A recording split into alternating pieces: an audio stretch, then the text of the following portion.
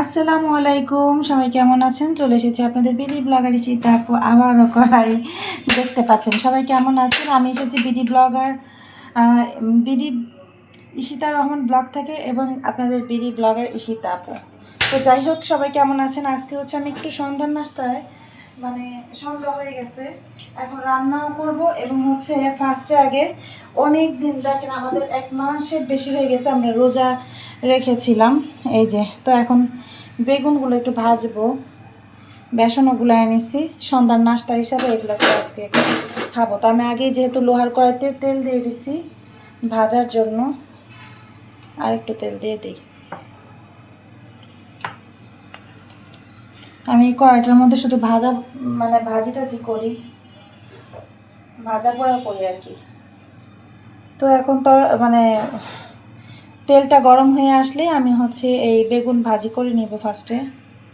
তারপরে সবাই কেমন আছেন, আমার ভিডিওগুলো কেমন লাগে সবাই কমেন্ট করে জানান এবং ভিডিওগুলো সবাই একটা করে লাইক এবং চ্যানেলটি সাবস্ক্রাইব করে রাখবেন যেন নতুন নতুনের ব্লগগুলো আপনারা পেয়ে যান। আজকের ব্লগে থাকছে আমাদের বেগুন ভাজি, করলা ভাজি এবং হচ্ছে বেগুন আর কি মানে বেগুনি ভাজা, আর হচ্ছে শাক ভাজা, তারপর হচ্ছে করলা ভাজি। তো সাথেই থাকুন আমার সাথে। তো কথা বলতে বলতে এখানে তেল গরম হয়ে আসছে অলরেডি। তা আমি হচ্ছে বেগুনটাকে ভেজে নিই, মনে হবে যে রোজা রাখলাম, মনে হবে রোজার দিন, কিন্তু খুবই গরম ছেড়েছে আসলে। এই যে পহেলা বৈশাখের পর থেকে প্রচণ্ড গরম, তো ভাবলাম একটু বেগুন ভাজি করি, অনেক দিন হচ্ছে খাওয়া হয় না। আর আমাদের তো একদম দোকানের মতোই হবে না, কারণ বাসা বাড়ি আমরা যারা রান্না করি বেগুনি ভাজিটা দোকানের মতো একদম হয়ই না। তো যেরকম পারি যে ভেজে নিচ্ছি, চিকন চিকন বেগুনগুলোকে একবারে চিকন করে কেটে এখন হচ্ছে ভেজে নিচ্ছি। তো সাথেই থাকেন। এই যে এখন বেগুনগুলোকে দেখেন উল্টে দিচ্ছি, একবারে একসাথে সবগুলো উল্টানো যায়, চিকন চিকন তো খুব মিস করবো আজকে। মানে রোজার দিন প্রতিদিন খেতাম, এখন রোজার দিন তো নেই, মানে প্রতিদিন তো খাওয়া হয় না। এই যে উল্টে দিলাম।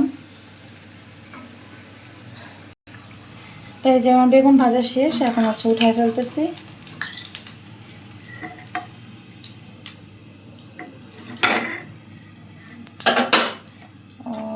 এই যে চিকন চিকন বেগুন ভাজা। তো এখন হচ্ছে আবার দিয়ে দিব, তো আবার আরেক কড়াই দিয়ে আবার এই যে উল্টিয়ে দিচ্ছি। মানে এই কড়াইতে ভাজা পোড়া করা হয় এই কারণেই, মানে এত সুন্দর উল্টায় ধারণার বাহির। আর এগুলো তো একদম চিকন চিকন বেগুনগুলো, এই যে উল্টিয়ে দিলাম জাস্ট সন্ধ্যায় খাবারের জন্য আর কি, নাস্তা। অনেক সময় আছে না ভাজা পোড়া খেতে মন চায়, ওই আর কি। এখন হচ্ছে এই যে বেগুন ভাজি সাথে চা বিস্কুট নাস্তা। এই যে আমার বেগুন ভাজা শেষ, একদম খোড়া করে ভাজছি, খুবই সুন্দর লাগতেছে। তো এগুলো এখন খাবো একদম। এখন চা আর হচ্ছে এই যে বেগুনি ভাজা হয়ে গেছে। তো আপুরা, আমি হচ্ছে আপনাদেরকে আমি যা যা রান্না করবো সেটার ভিডিও দিয়ে দিব, তো সবাই সাথেই থাকেন। তো এই যে এখন হচ্ছে আপু দিয়ে দিব কি জানি, শাক সিদ্ধ করে নিব। এটা হচ্ছে ডাঁটা শাক, তো ডাঁটা শাকটাকে আগে সিদ্ধ করে নিব। আর এখানে আমি একটু সামান্য রসুন দিয়ে দিচ্ছি, তারপরে একটু পেঁয়াজ দিয়ে দিচ্ছি, আর একটু লবণ দিয়ে দিবি। আর শাক একদম অল্প হয়ে যাবে, আমি শুধু ডাঁটিগুলো ফেলে দিছি আর ইগুলো নিছি, মানে পাতাগুলো নিছি। আমার বাচ্চারা বা ডাঁটা থাকলে খায় না, এমনি ওরা শাক পছন্দ করে বা ডাঁটা থাকলে খায় না। তো আমি চুলাটাকে ধরিয়ে দিচ্ছি, এর মধ্যে শাকটা সিদ্ধ হোক, তারপর আমি আপনাদেরকে দেখাই। এই যে দেখেন কতটুক শাক কতটুক হয়ে গেছে, এই যে দেখেন কড়াই ভরা শাক কতটুক হয়ে গেছে। এখন এটাকে হচ্ছে আমরা বাগার দিয়ে নিই। আমি যেই মানে যেইটার মধ্যে হচ্ছে ওই যে বেগুনি ভাজছি ওই কড়াইতেই ভাজবো, কারণ এই কড়াইটার মধ্যেই হচ্ছে মানে তেল আছে। এই যে আর ওদিকে সিদ্ধ হয়ে গেছে, একটু পানির মতো আছে, এটা শুকায় নিই। আর এখানে আরেকটু মানে তেল দিয়ে আর একটু সামান্য তেল দিয়ে একটু শুকনো মরিচ দিব। দেখেন সামান্য একটু শুকনো মরিচ,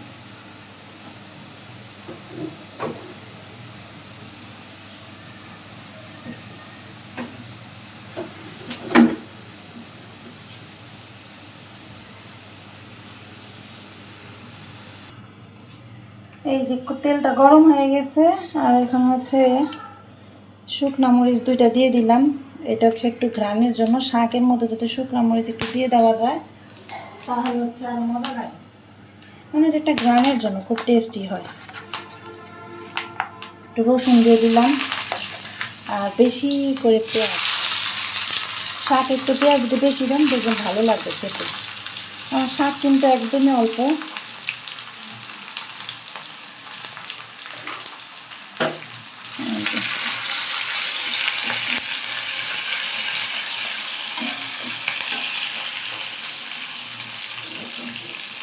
এই কড়াইটার মধ্যে ভাজা পোড়া করতে অনেক আরাম। তো যাদের লোহার কড়াই আছে তারা এখন এই কড়াইতে আবার আমি এই কড়াইতে আমি আবার যে করি কি জানি বলে, চিতই পিঠাও বানানো যায়। কড়াইটা অনেক কিছু করা যায়, খুব ভালো লাগে। তো এই যে হচ্ছে পেঁয়াজ মরিচ শুকনো মরিচ দিয়ে দিয়েছি। এখন হচ্ছে না যে আমি শাকটা সিদ্ধ করে সেটা দিয়ে দেব।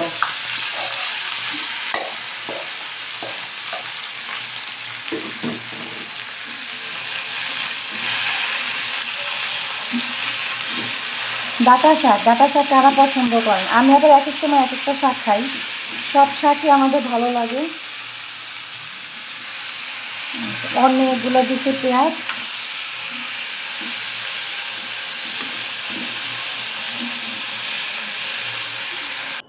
এই জাপুরা আমার শাক রান্না করা হয়ে গেছে, দেখেন কত মজা, অনেক মজা হয়েছে। এখন হচ্ছে করলা ভাজি করব, তো সেটা সাথেই থাকেন আপনারা।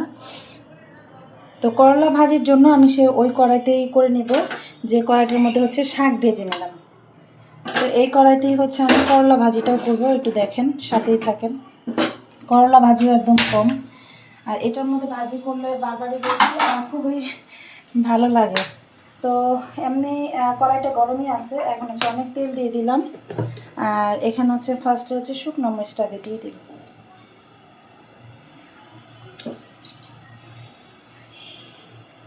যে শুকনো মরিচ দিয়ে দিচ্ছি।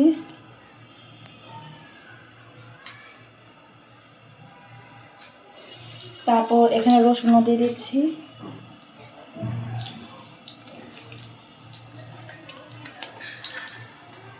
পেঁয়াজ এবং কাঁচামরিচ দিয়ে দিলাম।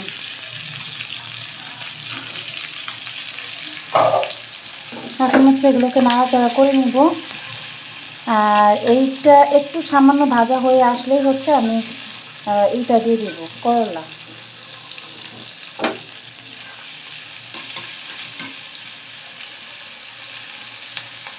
তো এই যে একটু হালকা হালকা মেরমেরে ভাজা হয়ে গেছে, এখন আমি এই যে আর এখানে একটা কাজ আছে আমি করেছি, মানে এটা এই করলাকে হচ্ছে লবণ দিয়ে ভালো করে চটকিয়ে এটা তিতাগুলোকে ফেলে নিয়েছি।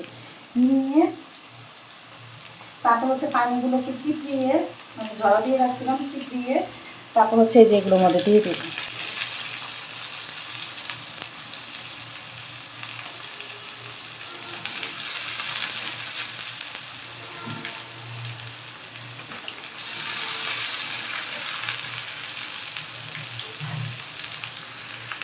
তো এখানে আলু মানে করলাগুলো আমি একটু নাড়াচাড়া করে নিব। হ্যাঁ, এখন লবণ দিয়ে নিই।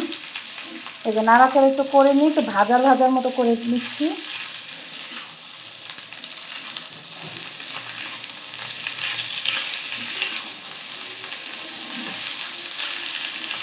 চুলাটা বাড়িয়ে দিয়েই করতে হবে, হ্যাঁ, ওই ভাজা ভাজাটা।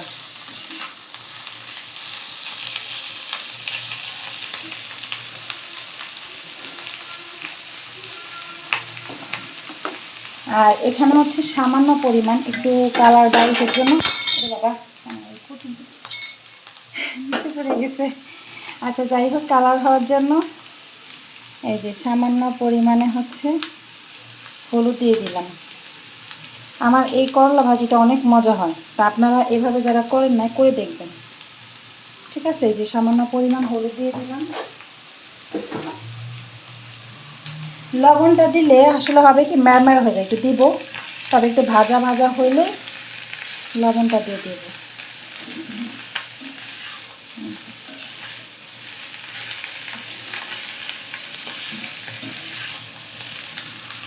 এখন হচ্ছে লবণটা দিয়ে দেবো, একটু ভাজা ভাজা লাগতেছে, হয়ে গেছে।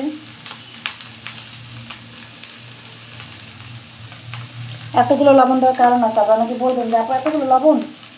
এখানে আমি আলু এখন অ্যাডজাস্ট করব। এই যে কুচি কুচি করে রাখছি আলুগুলো, এই আলুগুলো হচ্ছে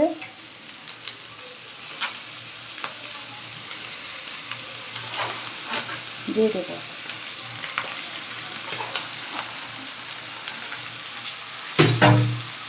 এখন দিয়ে উপর থেকে নিচ এরকম নাড়াচাড়া করে নেব। আমার একটু কষ্ট হবে, কারণ হচ্ছে কি কড়াইটা ছোট হয়ে গেছে, কিন্তু আমি এইটার মধ্যেই ভাজবো, কারণ এটার মধ্যে আমার একটু ভাজতে ভালো লাগে। এই যে দেখেন আমার ভাজিটা দেখতে কত সুন্দর লাগতেছে। এখন এটা হয় নাই, হতে থাকবে। তো সবাই আপুরা কেমন লাগে কমেন্ট করে জানাবেন অবশ্যই। ভালো লেগে থাকে এভাবে ভাজি করে দেখবেন, অনেক ভালো লাগে, টেস্ট হয়। তো আমি লাস্টে একটু দেখিয়ে দিচ্ছি। এই হচ্ছে করলা ভাজি। তো কেমন লাগলো আপুরা সবাই কমেন্ট করে জানাবেন অবশ্যই। আমার চ্যানেলটি সাবস্ক্রাইব করে রাখবেন ভালো লেগে থাকলে। সবাই ভালো থাকেন, আসসালামু আলাইকুম।